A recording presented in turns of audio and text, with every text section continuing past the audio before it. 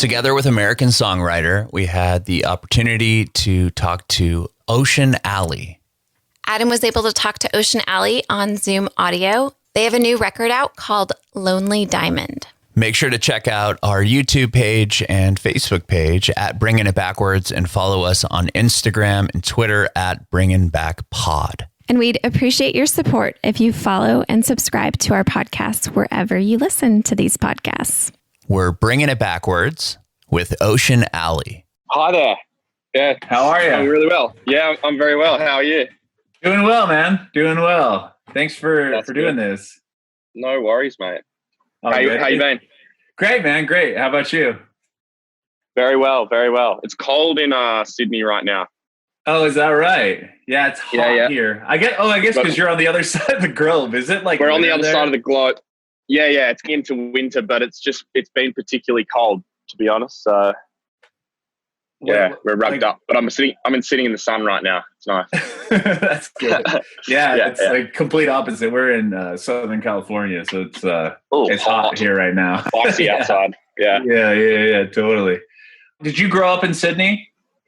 Yeah, we all actually grew up in Sydney, and that's pretty much how we met. We all lived around the corner from each other, and half of us actually, three out of the six went to school together, went to high school. Oh, wow. That was, actually the keyboardist is my brother Lachlan, you may have noticed. So Locke and Baden, the lead singer, we all went to the same high school. Uh-huh. But we just spent heaps of time growing up in Sydney, surfing, skateboarding, hanging at the beach with each other and hanging out, in the back shed, jamming on instruments of an evening. And that's where our passion for writing music together started, definitely. Wow. So your brother's in the band as well? Yes. Yeah, he plays keyboards. Right on. So who's older between the two of you guys? I'm actually older by 14 months, I think. Okay, right on. But he normally rocks a thicker beard than me, and he gets mistaken for being older nearly every time. That's funny. I'm only asking because I wondered if maybe you got him into music or vice versa. We pretty much started at the same time, and it was in primary school, so before high school, and our parents sort of pushed us to try musical instruments. I picked up the guitar, and my brother picked up the keyboard. Wow. So and we went up to those instruments, huh? Yeah, it was sort of just what we picked up, and we had lessons at school and whatnot, and music class and some lessons outside of school. But then the lessons stopped, and we just continued playing on our own terms, really. Mm-hmm. And did you play with your brother, just you two together at the house a lot? Yeah, all the time. We would just muck around and write songs, and we never wrote anything particularly good, but we'd always be playing in the afternoons, and it was nice having someone else that you could share music with in the same house when we were younger. But that soon turned into the six of us and all of our other friends hanging out at the bass player's house that was just down the street. Mm-hmm. He had a big shed out the back and some couches in there, and we'd sit in there and play video games and skateboard and fix our skateboards and play music and all of that sort of crap. Like just, hang out and kind of be rat bags. We never really thought that we would be making music and performing music as a career. It was just super fun for us, of an evening to do back then. Sure. Yeah, so you guys would just hang out at his house and, like you said, skateboard, play video games, and just jam songs out? Jam songs, maybe sneak a couple of his dad's beers from the fridge. And sure. And then, of course, we became of age in Australia, legal drinking age. So then Nick's dad would come down to the shed and share a beer with us. And and once we got told to move on from Nick's dad's shed down the back of their house, we've actually moved up to my parents' place where I was still living. Mm-hmm. And we upgraded to the garage. So we'd just back the car out in the afternoon, and we'd move all our gear in and rehearse, and then we'd all leave, and my parents said have dinner, and we would jam. I think like at the height of it, it must have been three times a week, we would get together and just play music. And there was no agenda. We felt like just jamming nothing and, mucking around. We would do that. Other times we'd show up and we'd actually be quite determined to write a song or follow on from an idea that we've had and see where it takes us. Right on. And all that began in the shed there, and just hanging out at your friend's house. Wow. Yeah, it's the classic garage band setup, Yeah, kids hanging out, and we just did it in the shed to start with. And was that the first band you had ever played in? Yeah, it was actually. For all of us, this is the first and only band. So it's where our music love for music starts, and where it finishes is this band at the moment. Sure, that's incredible that you guys have just been in this band for so long. So has it always been called Ocean Alley, like from the beginning, and it's just this has just been the ride? Yeah. That's another good story, to be honest. It's there comes a time in every garage band's life when they must decide on a name, and man, that's probably, at the time, it's the most daunting thing in the world. So we were just sort of throwing ideas out, and we're all very close friends, so there's no holds barred. Mm-hmm. If your idea's crap, people will let you know. You'll know about it. yeah, and it's quite democratic. So of course, the best decision made by the band is probably going to be one that's made unanimously, and that means if you can all agree on one thing, it's probably got some weight to it. And Ocean Alley was sort of a mix of just, what we enjoyed in life, which was being by the ocean, and we grew up near the ocean. And we borrowed the alley part from a favourite blues song of ours by Stevie Ray Vaughan called Tin Pan Alley. And we would listen to that a lot. And yeah, we really fell in love with blues music and guitar music, listening to him and others. And so the amalgamation of those words kind of just, it's sort of our metaphoric happy place, I suppose. Mm-hmm.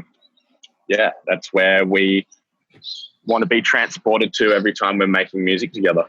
Sure. That's cool. That's a really cool story. And it's just awesome. Stuck. And then there also comes a time in every garage band's life when they regret the first name that they chose.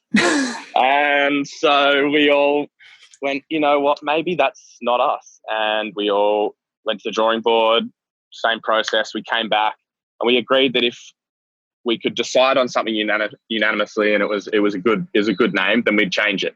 Mm-hmm. And if nothing popped up, we'd just leave it. And we're still with Ocean Alley. So, and I think it feels like it fits us more now, to be honest. I feel like we kind of weren't sure what that name sort of stood for. But now that we have some solid music behind that name, I think we're happy to let the music talk for us, and we're just happy for it to just be what it is. Mm-hmm. Tell me about those early practices. How did that turn into like getting shows and playing in front of people? It was playing to our few friends that would put up with our crap music in the shed. And then it was, let's invite 10 friends around and have a party and play to them. Mm-hmm. And we would go play house parties. And then the next thing was just to go to a venue like the pub down the road. And that was, the biggest gig of our lives back in the day. Playing to 50 people at the pub. And it was huge. And we got the bug for performing live from those early days as well. I think we all really liked the challenge of having people listening to us and watching us perform live and proving to them that we had something special together. Mm-hmm. Were there a lot of places to get shows in Sydney? I've never been. So are there like a lot of venues and stuff to play? Sounds a bit weird saying it now. Back in the old days, it was over 10 years ago.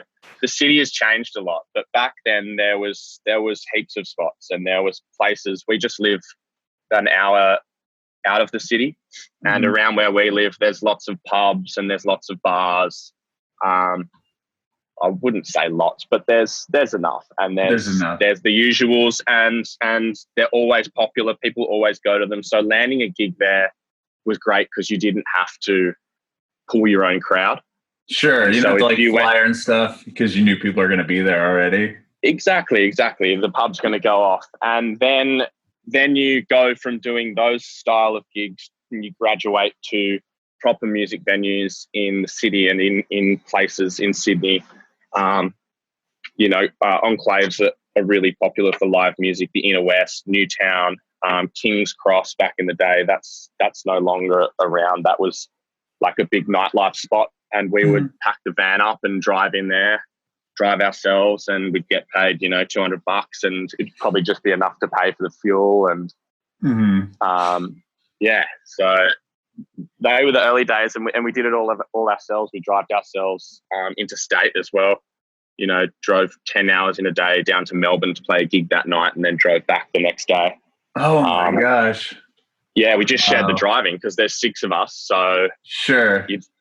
The only uncomfortable part was we were stuck in a car all day, but it was nice being stuck in a car with your mates. So that's always helped along the way. We've had to overcome the usual trials and tribulations, but doing it together has made it easier, and we're getting better at working together, day by day.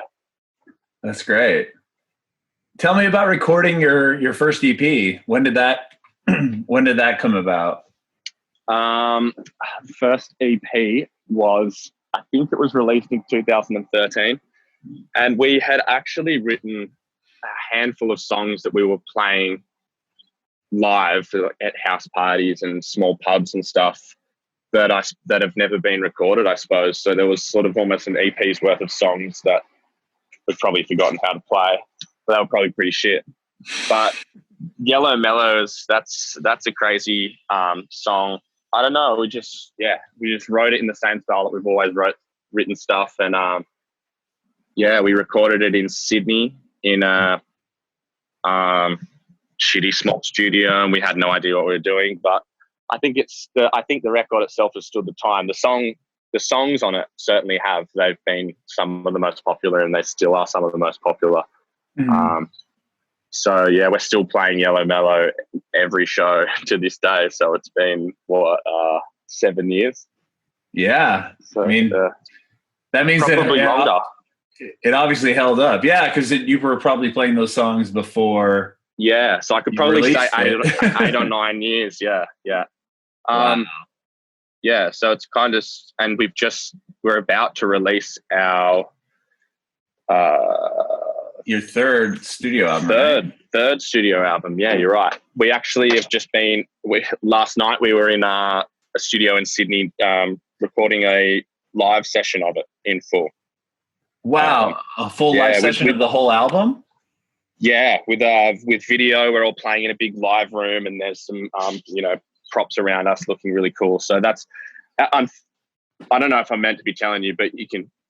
Doesn't really matter, but that's going to be coming out much later in the year after the record, and that's just something special. Yeah, that's something special that we can give to our fans, while everyone's in lockdown and while we can't be face to face. So sure, and it's kind of kept us a little bit sane as well. It was quite special being in the studio for 2 days with all of our tech crew as well, and everyone's like, "Oh my god, it's a gig!" We're doing something. We're out of the office, out of the house, and we're playing music, albeit to an empty room. But we had a lot of fun. Yeah, the last few days.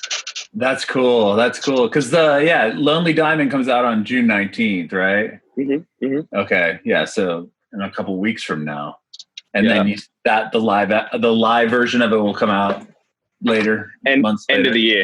Yeah. Cool. Yeah. Rad. Well, I love the first song you guys have put out off of it. The Hot Chicken.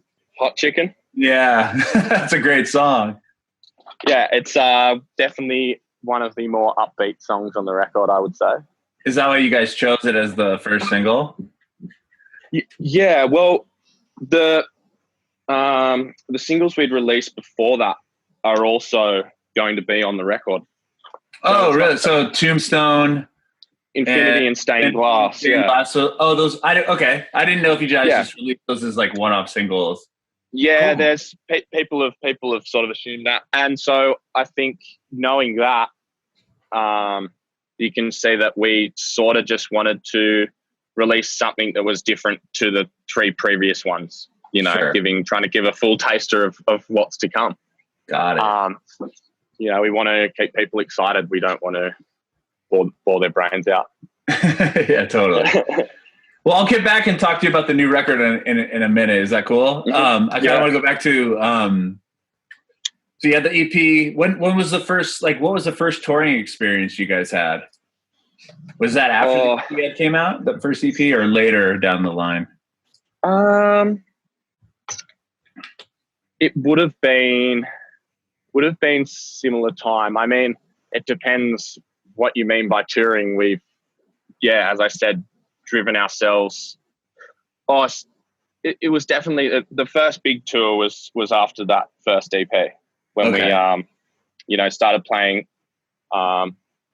Australia is a bit weird because it's so big. So your tour of the 4 capital cities, sometimes you do it in 4 weeks, you know, 1 show per weekend. Oh yeah, just it takes so long to get around. Yeah, and there's not as many people. The bars and the, you know, people generally like to see their live music on the weekend anyway. So yeah, it was a long road, but it was gradual. That transferring from driving ourselves and stuff to and booking our own shows and managing all of that ourselves to, you know, what we have now. But they were just stepping stones in between. We were looking for a manager. That took a while. We found the right guy. We all weren't getting paid any money from the band. It was all just going back into funding, you know, funding the band and what we were doing. And we just carried on from there. Eventually there was a day when we had enough money in the band's account to start paying each other wages. And oh, wow. Yeah, and completely independent. So we suppose we didn't have to give that money to anyone else. We could keep it all ourselves. Yeah, that's awesome. That's great. What about the new record? Are you signed to a label now or no? No, we're signed with a management label. So they're just doing managerial things, but it's not a record label. Got it. That's cool. And, so is that Unified Music Group? Yes, correct. Yeah. Okay. So you've been with them since the second record? The second record, yeah. And our long-term manager, that manager I was speaking of, the first manager that we had and the only manager that we've had, is now employed by Unified, and he is solely looking after us. So we managed to keep him from the start. He got a job at this big label, and he's still working with us, which is perfect because there was no changeover period. There's just been this complete amount of trust built over, you know, 6 years. Wow. Even longer. He was the one that was booking us shows and stuff while he had a day job for no money because that's what he wanted to do. And we were just so lucky to team up with someone who was on the same page as us. That's kind of what we were doing.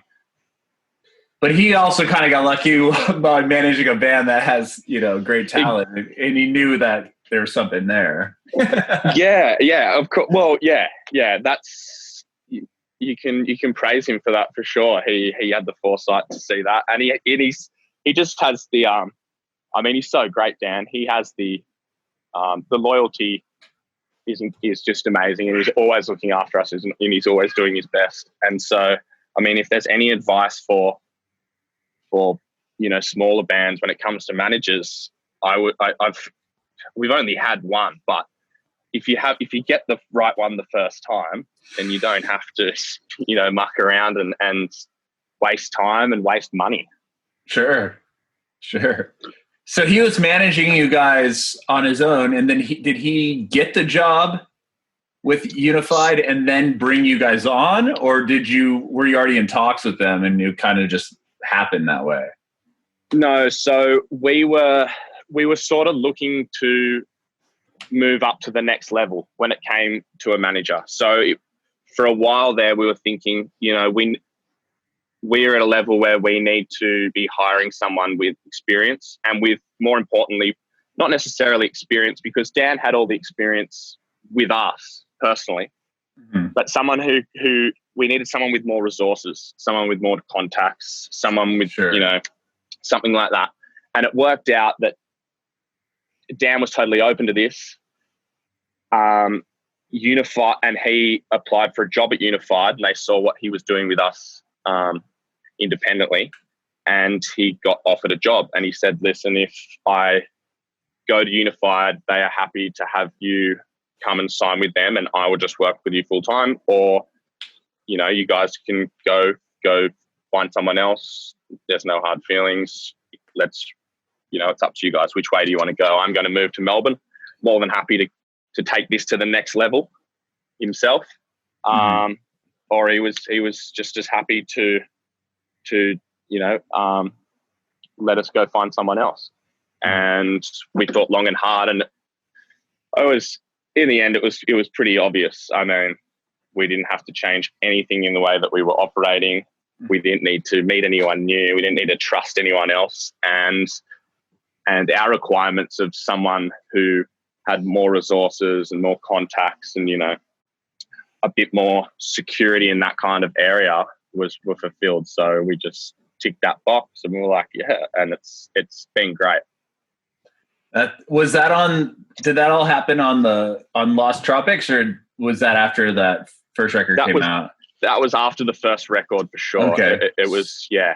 And it was between that one and Chiaroscuro. Okay. Got it. Yeah, because on the second album you were on Unified, it looks like. Yeah. So tell me about between there that happened. Yeah. Wow. Yeah. Well, tell me about Lost Tropics then. So that record was all recorded and put out independently then? Yes, it was. Yeah. Yeah, wow. Totally. And were you guys getting bigger shows and stuff? Like tell me about kind of the progression. So you put out a couple EPs, you got a manager, and then you put out a full length. Like at that point, were you guys, did you have a bigger fan base? Were you touring bigger, outside of Australia at this point?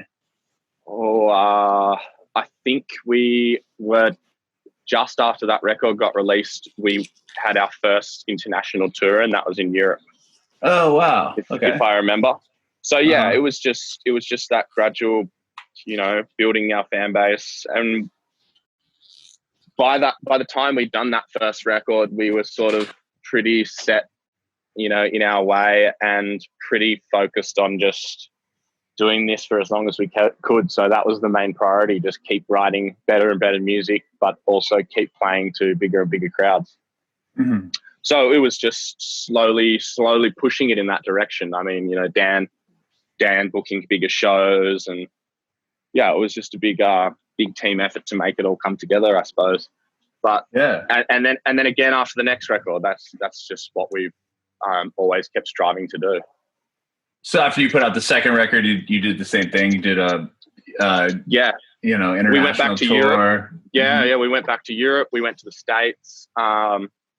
And then since then we've been back again, and we've played slightly bigger rooms. We've tried to stay on top of our marketing and publicity, so our name's out there so that you can sell slightly more tickets.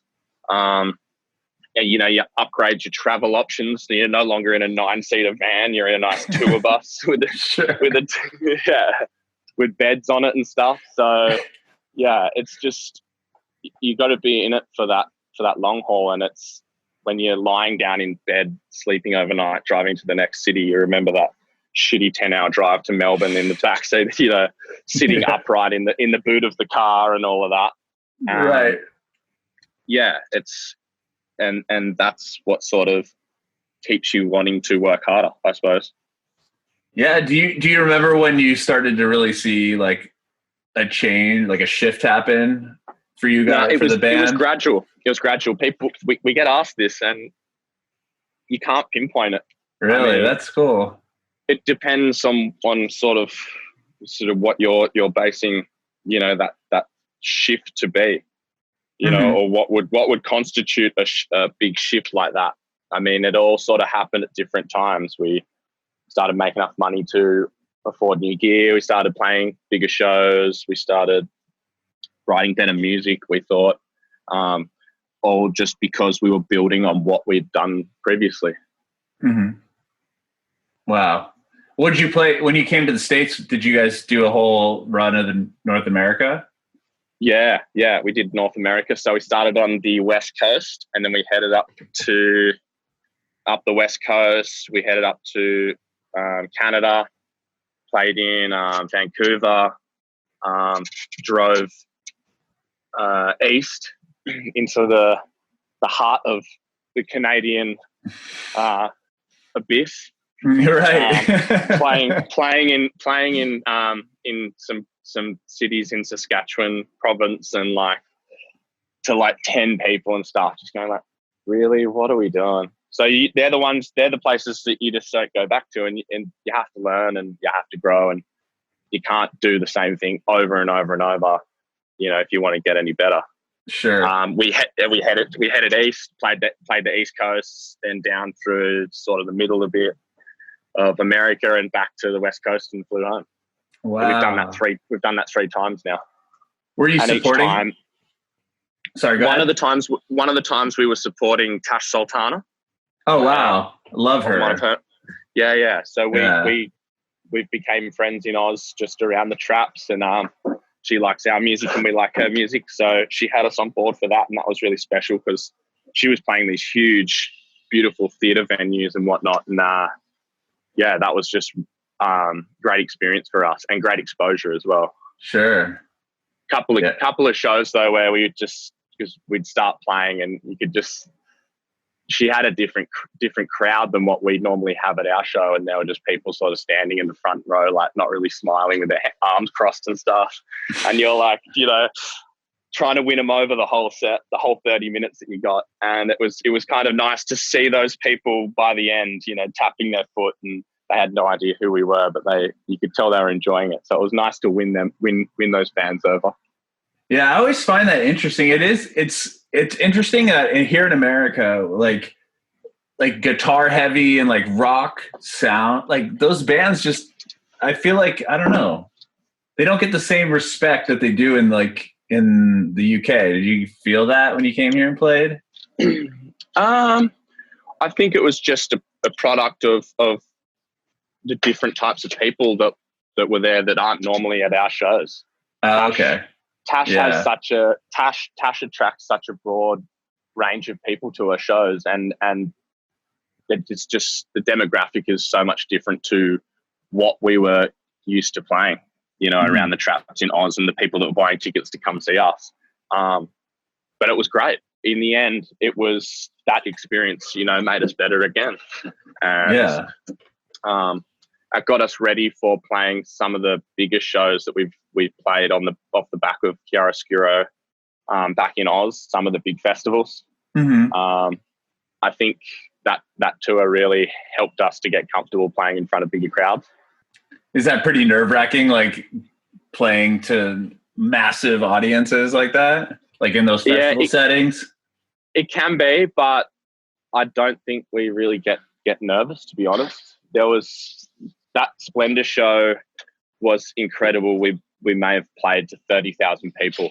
Wow.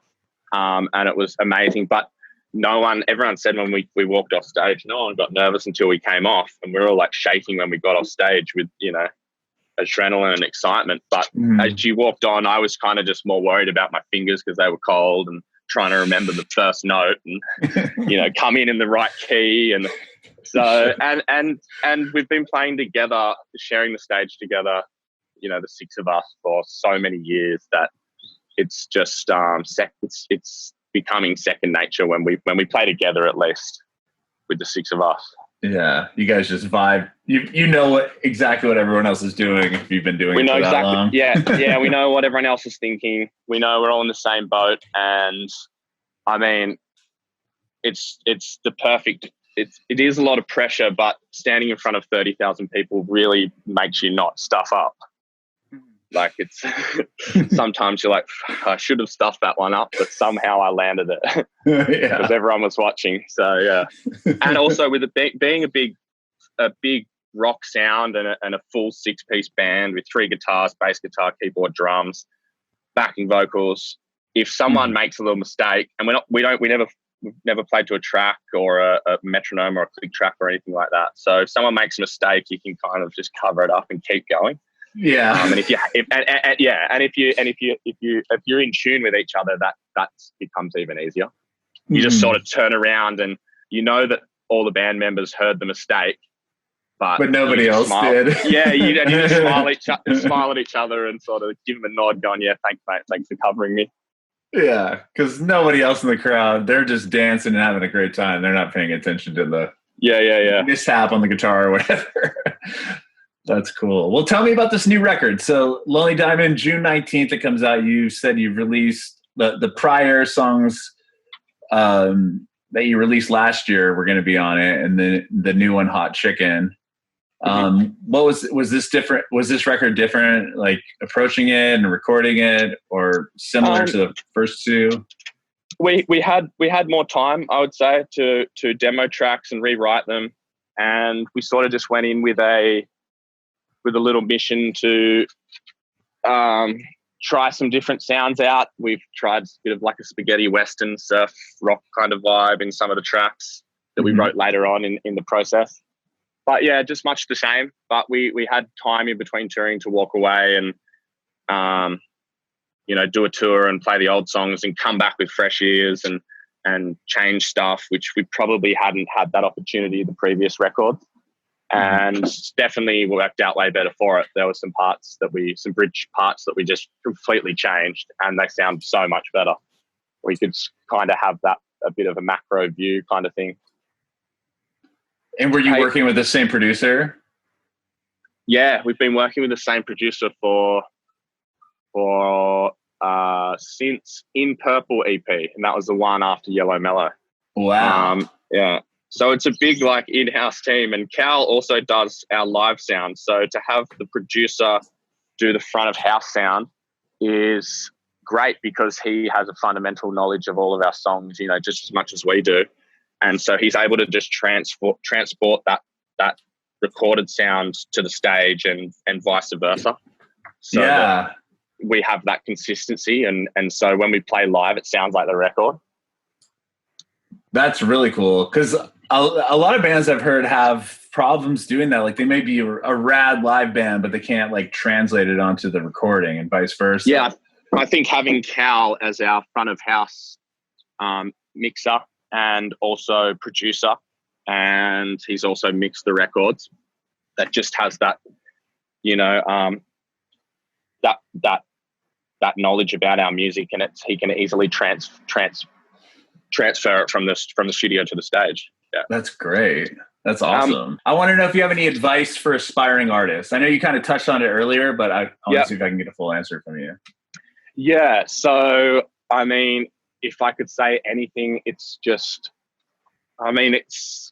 sounding really prophetic here, but it's kind of the same as life. You've got to surround yourself with the right people. And by the right people, I mean people that share your outlook. So, find those people and stay with them. And it's also about hard work and a bit of a slog, because I don't know, I think becoming a successful musician or a career musician it's half hard work and it's half luck, and half time and timing. And by what I mean by that is you can't expect to break through overnight or, in any period of time. It's up to you to do the hard work, but it's up to the audience to decide whether or not, your music's their cup of tea at this point in time. And so that being said, you just got to stick at it and keep working and never lose sight of, why you first started doing music in the first place.